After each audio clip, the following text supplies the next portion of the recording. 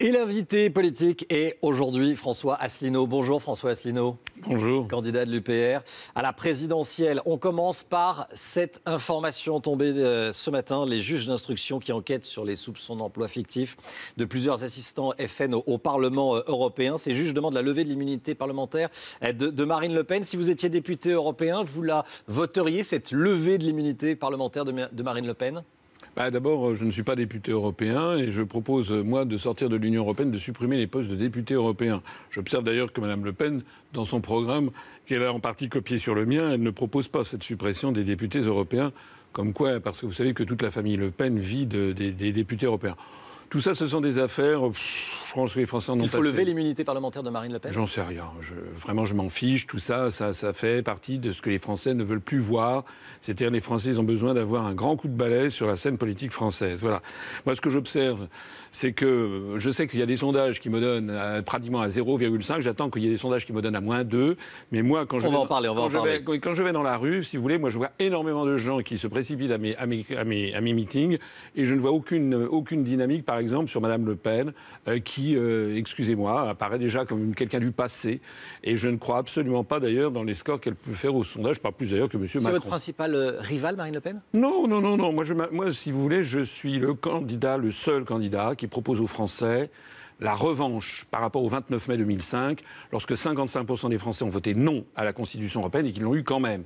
Donc moi, je propose la revanche, je propose de sortir de l'Union européenne, de l'euro et de l'OTAN, et je suis le seul. Voilà. François Asselineau, le premier tour, c'est dans 9 jours.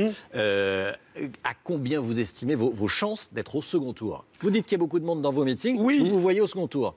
Écoutez, moi je ne sais pas quel score je vais faire. Il y a une chose qui est certaine, c'est que les sondages actuels sont des faux. Voilà, ils ont une utilisation politique. Ils sont jour après jour instillés dans l'esprit des gens pour leur faire croire que de toute façon le sort serait joué. Il est impossible que je fasse les scores qui sont actuellement attribués par les sondages, pour la simple raison que nous avons rassemblé près de 1% des suffrages, voici près de 2 ans, aux élections régionales, alors qu'à l'époque, j'étais totalement inconnu et que nous avions 6 000 adhérents à notre mouvement, alors que maintenant, nous allons bientôt en avoir 25 000 et que mon taux de notoriété est en croissance verticale. C'est impossible. Comment vous l'expliquez ? De quoi ? Que vous apparaissez à 0,5% bien, chez je nous. l'explique. Écoutez, hier, je trafique rien, nous. Non, mais c'est pas de vous qu'il s'agit. Je participais hier à une émission où on parlait. Il y a eu d'ailleurs une émission, je crois, à la télévision envoyée spéciale, qui montrait que les sondages sont des sondages bidouillés, en tout cas qui sont extrêmement sujets à caution, avec des faux, avec des gens qui sont par Internet.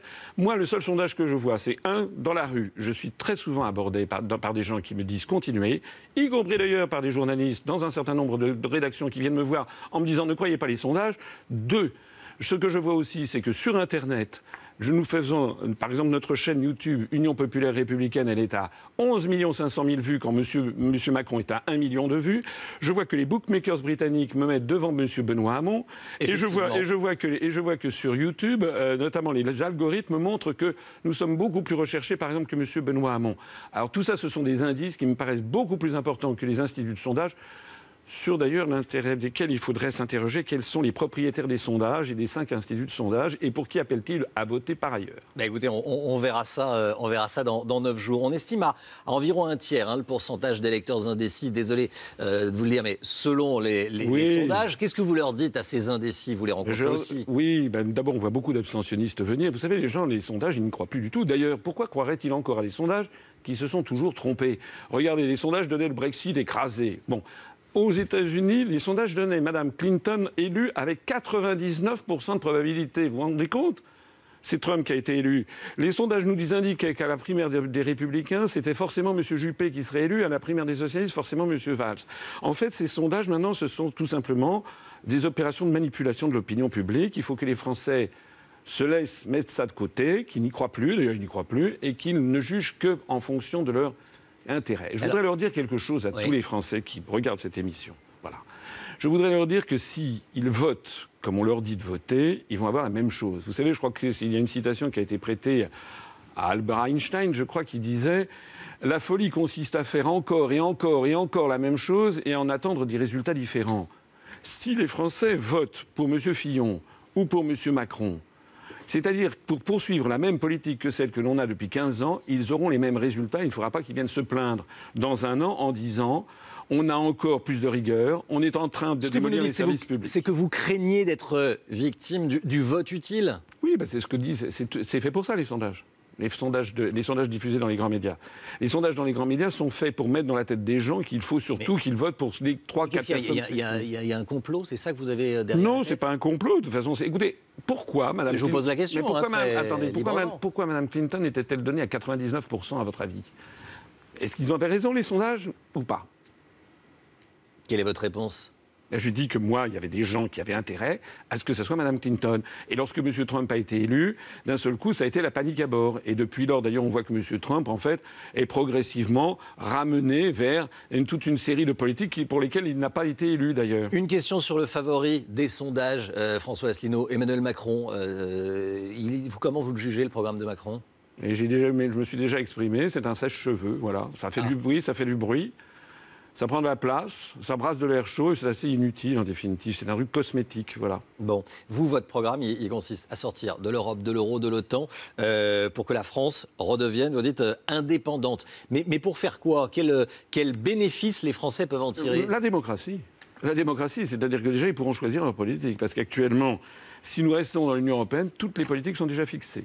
Sont déjà fixés par le rapport sur les grandes orientations de politique économique. Je ne cesse d'en parler depuis 3 semaines. Ça n'est jamais repris par aucun grand média. J'en profite encore pour le redire. Et les gens peuvent aller d'ailleurs sur notre site upr.fr.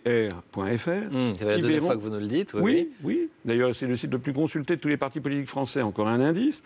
Eh bien, ils constateront que toute la politique est déjà fixée pour le deuxième semestre 2017. Baisse de l'impôt sur les sociétés pour les grands groupes, augmentation de la TVA, baisse des prestations chômage, baisse du SMIC, poursuite de la rigueur. Les collectivités locales vont subir encore une asphyxie financière. Voilà quel est le programme, sans oublier l'ubérisation généralisée de la société française. Donc les avocats, les notaires, les médecins, les pharmaciens, si d'aventure ils s'aventurent à voter pour M.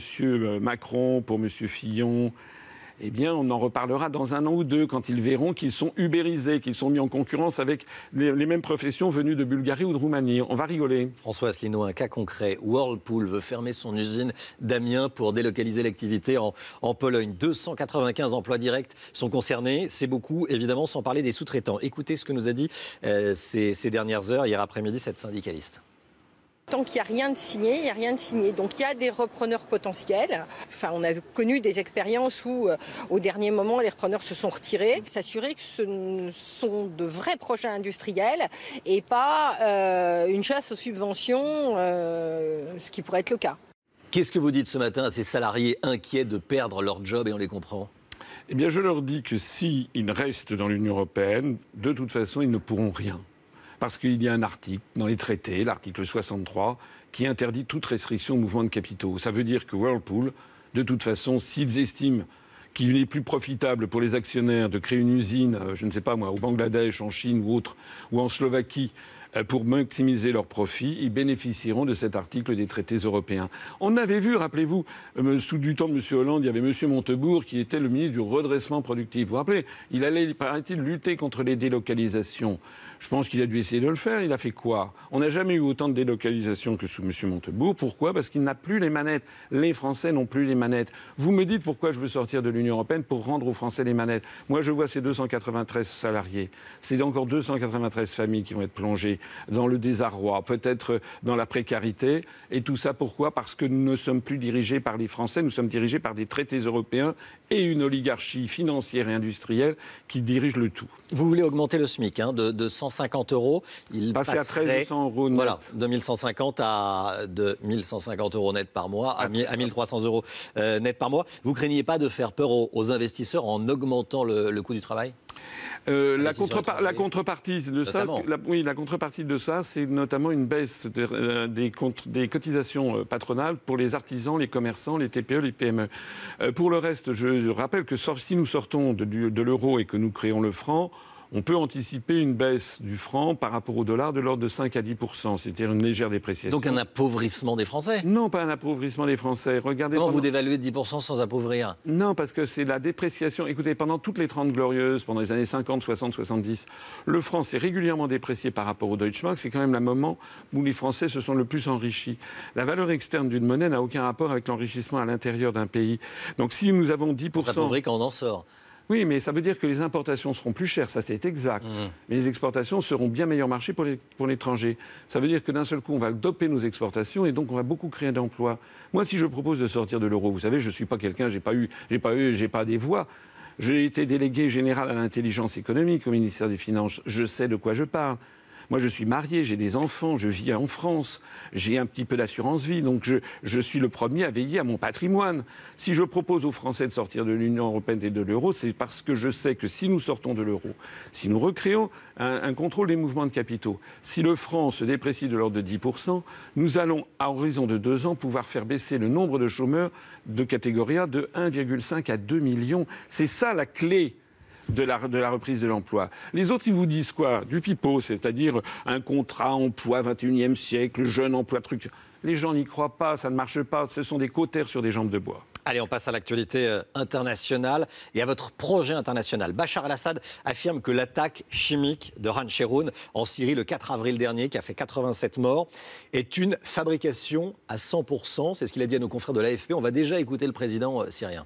Les États-Unis sont complices des terroristes. Il s'agit pour nous d'une fabrication à 100%.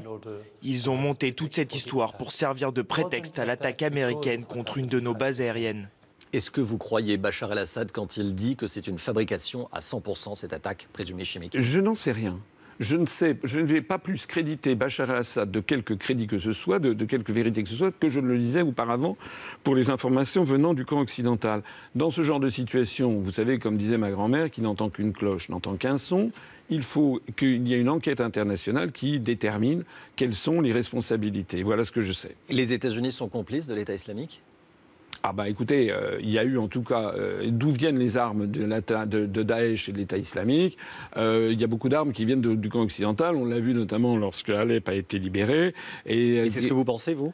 Écoutez, moi, c'est ce qu'ont dit beaucoup de gens, c'est ce qu'ont dit il y a des généraux français, c'est ce que disent aussi des services de renseignement, c'est-à-dire qu'il y a beaucoup d'armes qui transitent notamment par la Turquie et qui seraient achetées ou financées par l'Arabie Saoudite et le Qatar. Ça fait partie des informations dont on dispose. Voilà. De toute façon, tout ce qui concerne ces questions au Moyen-Orient ont un billet en termes d'information. Voilà, on a vu dans votre information que les États-Unis viennent de larguer une bombe énorme, la plus grosse bombe dont ils disposent sur l'Afghanistan avant de passer à l'arme nucléaire. C'est une bombe qui, paraît-il, lorsqu'on la largue, on la voit depuis à 32 km.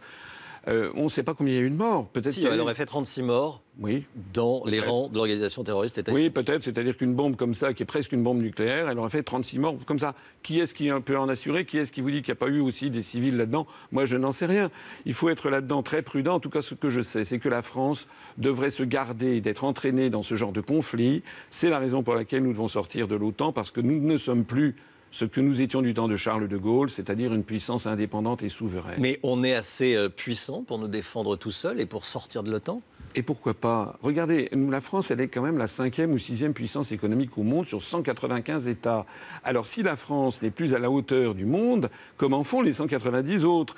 Il faut arrêter de penser que la France est toujours un petit pays. Regardez l'ensemble des pays du monde qui sont plus petits, qui se portent très bien, merci pour eux. À commencer d'ailleurs par les 3 pays d'Europe occidentale qui se portent le mieux selon toutes les statistiques, c'est la Suisse, la Norvège et l'Islande, qui ne sont ni dans l'Union européenne ni dans l'euro. Demain, c'est le 105e anniversaire de Kim Il-sung, le fondateur de la Corée du Nord. Et l'actuel dictateur nord-coréen pourrait en profiter, se servir de ce prétexte pour effectuer un nouveau tir nucléaire. Donald Trump a envoyé un porte-avions près de la péninsule coréenne. Il menace, il dit qu'il pourrait frapper la Corée du Nord si Pyongyang mène cet essai. Donald Trump doit frapper le régime nord-coréen?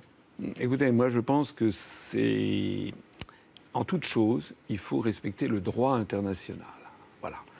Un État n'a pas le droit, fût-ce les États-Unis, de décider lui-même s'il intervient pour aller bombarder un autre État. Parce que ça s'appelle la politique de la jungle, c'est la politique de la loi du plus fort. Certains disent que je serais anti-américain. Non. Moi, je vois loin, parce que peut-être que dans 20 ans, ce ne seront plus les États-Unis qui seront la première puissance, ça sera peut-être la Chine ou la Russie. Est-ce que vous souhaiteriez que la Chine ou la Russie interviennent et aillent bombarder un État qui ne lui plaît pas? Non. C'est la raison pour laquelle, c'est ce que je dis est vrai, non seulement des États-Unis, mais de la Russie, de la Chine et de tout autre État, y compris la France. Nous devons tous respecter le droit international. C'est la raison pour laquelle j'insiste à ce point sur la nécessité de réévaluer l'Organisation des Nations Unies, la Charte des Nations Unies. Que les gens la relisent, elle est très bien faite. Et en respectant le droit international, quel rôle doit jouer la France justement dans cette crise nord-coréenne, Alors, vous savez, la France, sauf erreur de ma part, n'entretient pas d'ambassade à Pyongyang. On a un vague bureau de représentation. D'ailleurs, c'est une erreur. Parce que la plupart Et on doit laisser faire Kim Jong-un? Écoutez, c'est pas ma tasse de thé, si j'ose dire, le régime nord-coréen, bien entendu. Mais pourquoi est-ce qu'on interviendrait en Corée du Nord et pourquoi est-ce qu'on n'interviendrait pas ici ou là? C'est comme les interventions qui ont lieu en Syrie ou en Libye. La Libye, le régime de Kadhafi, c'était sans doute pas quelque chose d'extraordinaire, mais qu'est-ce qui a fait suite? Qu'est-ce qui a fait suite au régime de Saddam Hussein? Et puis, qui détermine les États avec lesquels qu'il faut bombarder? Est-ce que vous croyez que l'Arabie Saoudite est un modèle de démocratie? On y coupe la main des voleurs, on décapite les gens, on lapide les femmes adultères. Ça, c'est certain, mais ils ne mènent pas d'essais nucléaires. Oui, mais pourquoi est-ce que les États-Unis n'interviennent pas pour changer le régime en Arabie Saoudite? Ils ont 50 000 soldats sur place, ils le tiennent à bout de bras. C'est un régime où le droit des femmes, par exemple, est le plus bafoué au monde. Alors il faut arrêter de donner des satisfecit aux uns et puis de cacher ce qui se passe aux autres. Et puis il y a tellement de conflits dans le monde dont on ne parle pas. Qu'est-ce qui se passe en ce moment au Yémen? Qu'est-ce qui se passe dans l'est du Congo? Il y a des milliers de morts, personne n'en parle jamais à la télévision. François Asselineau, la marine française souhaite que le prochain président de la République s'engage à lancer le chantier d'un deuxième porte-avions. Le Charles de Gaulle est en ce moment à l'arrêt jusqu'à l'année prochaine, jusqu'en 2018. Vous y seriez favorable? Moi j'ai dit qu'il faut, en tant que chef des armées, le président de la République doit veiller au maintien de l'armée française.